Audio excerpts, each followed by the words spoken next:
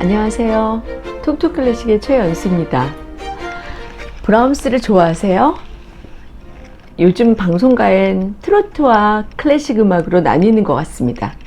어디를 틀어도 트로트 아니면 클래식 음악이 베이스된 드라마들이 많은데요. 얼마 전에 끝난 지상파 방송 드라마 브람스를 좋아하세요를 저도 아주 흥미롭게 시청했습니다. 많은 분들이 질문을 해주셨어요. 드라마 설정이나 상황들이 진짜로 일어나는 일인지 뭐 이런 것들이요. 주인공과 같은 상황에 작가가 썼다고 해서 그런지 지금까지의 음악 소재의 드라마나 영화보다는 확실히 디테일이 살아있었던 점이 많았던 것 같아요. 하지만 드라마이기에 뭐 과장된 점도 있었죠. 저는 드라마를 이야기하는 것보다는 가을만 되면 이야기하는 브람스 음악에 대해 그리고 또 브람스의 사랑에 관하여 오늘 전하겠습니다. 바로 영화 굿바이 어게인이라는 영화를 통해서 듣게 되는 브람스의 음악과 브람스의 사랑 이야기입니다. 드라마의 제목이었던 브람스를 좋아하세요는 프랑스 여류 소설가였던 프랑스와즈 사강의 원작 브람스를 좋아하시나요? 와 같고요. 또 이 소설은 브람스, 슈만과 클라라를 삼각관계로 만들기 좋아하는 후대의 이야기들이 연상되며 음악을 가미해 사무엘 테일러가 각색하고 아나톨 리트바크가 연출한 영화 굿바이 어게인으로 잉글리트 버그만과 또 이브 몽땅이 주연한 1961년도 작품으로 우리나라에서는 이수 이렇게 소개되었습니다. 파리가 무대인 이 작품은 인테리어 전공의 39살 폴과 부유한 사업가 로제와의 5년째 연애 중이지만 모든 연애가 우여곡절이 있듯이 갈등 속에 지내던 중이에요. 미국인 의뢰인의 그 젊고 잘생긴 아들을 만나면서 이제 삼각관계의 갈등이 일어나는 통속적인 연애 소설이에요. 삼각관계에서는 젊은 남자 시몽에게 빠지는 주인공 여자와의 나이 차이가 브람스와 클라라의 나이 차이 14살과 비슷한 점 등을 들어서 이 소설의 분위기가 브람스와 연상되며 시몽이 또 주인공에게 데이트를 신청하는 그 편지가 나오는데요. 그 편지에 브람스를 좋아하세요 라는 문구가 나오며 이 소설의 제목이 된 것 같습니다. 프랑스와즈 사강은 클래식과 함께 재즈광이라고 할 만큼 재즈를 좋아했다고 해요. 소설가로서는 브람스를 좋아하시나요? 대신에 또 예를 들면 듀크 앨링턴을 좋아하시나요? 라든가 또 미국 작곡가인 거신을 좋아하시나요?를 소설 이름으로 붙여도 괜찮다고 말할 만큼 열렬한 음악 애호가였어요. 영화 이수에서는 브람스 심포니 3번의 1악장, 3악장 그리고 교향곡 1번의 4악장을 편곡과 또 때론 원곡 그대로를 사용하였고요. 조르주 울리크의 브람스 편곡도 주목할 만합니다. 영화 이수의 주제 음악은 브람스 심포니 3번 F 메이저 작품 90과 90의 3악장 포크 알레그레토의 첫머리입니다.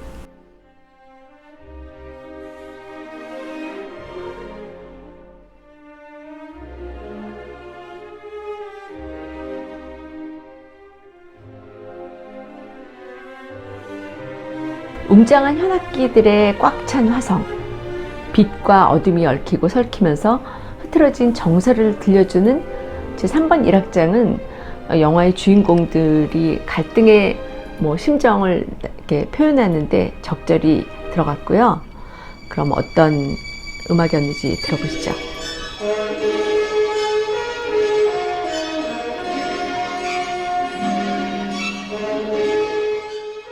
그리고 이번에는 일본 교향곡 C단조 작품 68도 소개됐는데 대중이 좋아하는 4악장이에요.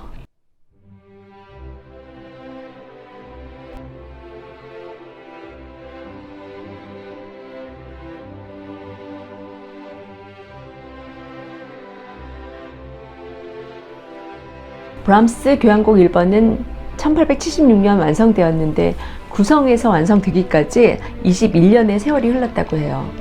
그만큼 작곡가에게는 교향곡의 1번이라는 의미는 굉장히 큰 거죠. 그렇기 때문에 1번의 교향곡을 쓴다는 거는 굉장한 일인데, 그렇지만 교향곡 3번은 1883년 그의 나이 50세의 완숙의 작품으로 빈을 떠나서 이제 피서지에 갔을 때 불과 몇 개월 만에 완성된 곡입니다.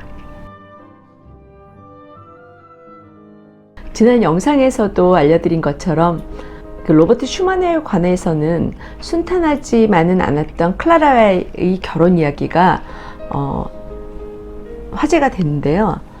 결혼은 시작도 어려웠지만 슈만의 정신병적인 병으로 인해서 길지 않았던 결혼 생활로 생을 마감했고, 또 선배이자 스승이며 음악의 조력자였던 슈만의 미망인을 곁에서 보는 브람스의 심정이 어떠했을지, 또 클라라에 대한 연민의 마음은 그 음악가 또 음악 애호가들로 하여금 가을에 더욱 브람스의 음악을 찾게 되는 것은 아닌가 생각합니다. 여러분, 슈만이 1840년 30살에 9살 어린 21살의 신부 클라라와 결혼을 했고요. 그러니까 슈만이 1810년생이고 클라라 조세핀 비크 슈만이 1819년생이고 그 다음에 브람스는 1833년생이에요. 슈만보다 브람스는 23살이 어리고 슈만 부인 클라라보다 14살이 어립니다. 브람스는 슈만을 만난 것이 1853년 20살 때 만났으니까 그러니까 슈만 부인이었던 클라라는 34살이었는데요. 이렇게 만나서 그 세 명이 만났을 때 그 이후에 3년 만에 슈만이 46살의 나이로 죽습니다. 슈만이 브람스를 만났을 때 브람스의 재능이 얼마나 대단했는지 남긴 일화가 있는데 잠시 살펴보도록 할게요.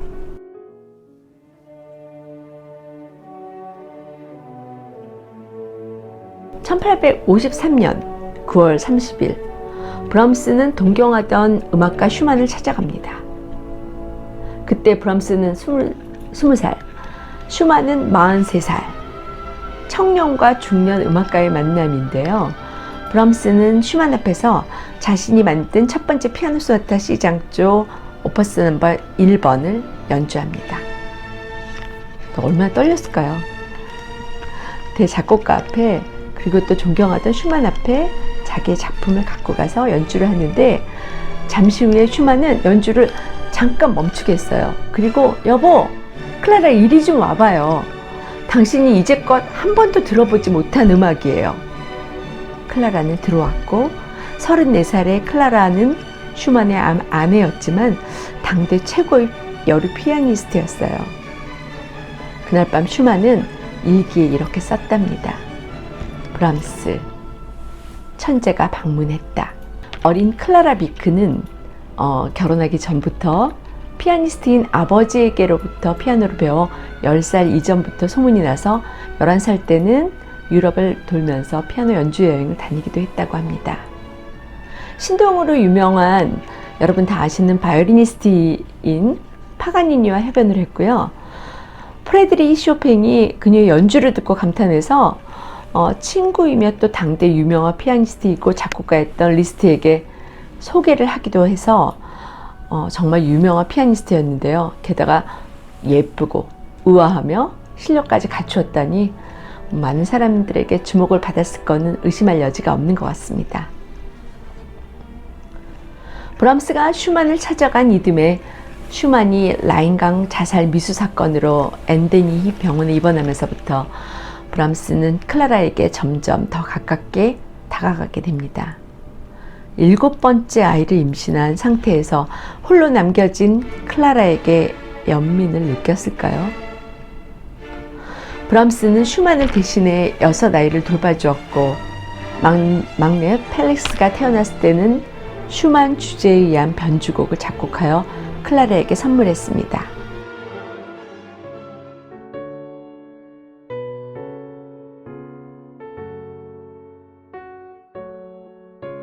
클라라는 이미 브람스에게 위로를 받고 있었고, 브람스는 이제 관심의 단계를 넘어서 일종의 책임감까지 느꼈을 것 같습니다. 브람스가 하지만 아이 8인 클라라와 내내 같이 있었던 건 아니고요. 클라라를 잠시 떠나 있을 때 클라라에 대한 자신의 마음을 더 확인하게 됐는데, 클라라에게 편지를 보내며 이렇게 썼습니다. 더 못 참겠어요. 오늘 돌아가야겠어요. 여행을 하고 있지만 한순간도 즐겁지 않아요. 다른 때 같으면 튜빙겐, 리히슈테인, 슈아파우젠 같은 지명들을 모두 생각만 해도 설렜겠지만 지금은 모두 별 의미가 없습니다. 모든 것에 관심도 없고 흥미도 못 느껴요. 그래요. 이미 브람스 마음속엔 클라라에 대한 열정이 뜨겁게 타오르고 있었고, 스승의 아내이자 자신보다 14살 연상이며 음악 세계에서는 여신처럼 우러러보던 여인에게 브람스는 사랑의 말을 전합니다. 내 사랑하는 클라라, 매일 당신을 생각하고 당신에게 수천 번 입맞춤을 보냅니다. 그리고 또 우편물을 살피기 시작하죠. 오늘 아침에도 당신에게서 편지가 오지 않았고 나는 아무것도 할 수가 없습니다. 아무것도 연주할 수 없고 아무것도 생각할 수 없습니다. 이러한 브람스의 사랑 편지는 슈만이 죽기 직전까지 계속되었다고 해요.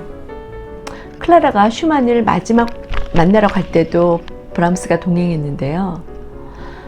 슈만을 지켜보는 브람스의 마음은 어땠을지, 또 그런 슈만을 지켜보는 클라라를 바라보는 브람스는 어땠을지, 자신의 사랑을 위하여 슈만의 죽음을 기다리기라도 했었던 걸까요? 하지만 여러분, 그 슈만은 브람스와 클라라의 관계를 눈치를 좀 채고 있었던 것 같다는 그런 단서를 보면요, 슈만이 유언처럼 남긴 말, Ich weiß, 여기서 나는 알고 있다라는 뜻인데요, 두 사람의 관계를 알고 있었다라는 뜻으로 해석되기도 합니다. 왜냐하면 그 바이스의 마지막 단어가 비처럼 보이거든요. 그러니까 나는 클라라와 브람스를 관계를 알고 있다라는 뜻으로 해석을 하기도 했는데 정확하지 않습니다. 슈만과 클라라의 결혼 생활은 16년. 그러나 브람스와 클라라의 관계는 클라라가 세상을 떠나는 날까지 40여 년 이어집니다. 더 가까워지지도 않고 더 멀어지지도 않고 언제나 같은 자리에서 서로를 지켜주면서 자유롭지만 행복하다는 브람스의 삶의 모토 그대로, 브람스는 클라라가 죽기 1년 전까지 불시에 찾아가 작곡한 악보를 턱 주면서 연주해달라고 했어요. 그런데 그 다음에 클라라가 죽고 나서 브람스도 1년 후에 간암으로 세상을 떠납니다.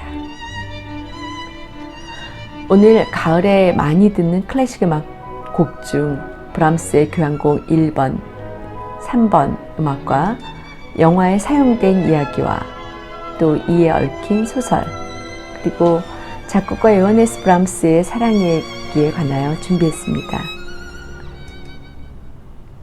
깊어가는 가을 정취를 즐기시면서 여러분 곁에 브람스 음악도 함께 했으면 좋겠습니다. 3대 세계 바이올린 협주곡이라고 꼽히는 브람스의 바이올린 콘체르토 D 메이저 3악장 들으면서 다음 시간에도 또 다시 뵙겠습니다. 여러분 감사합니다.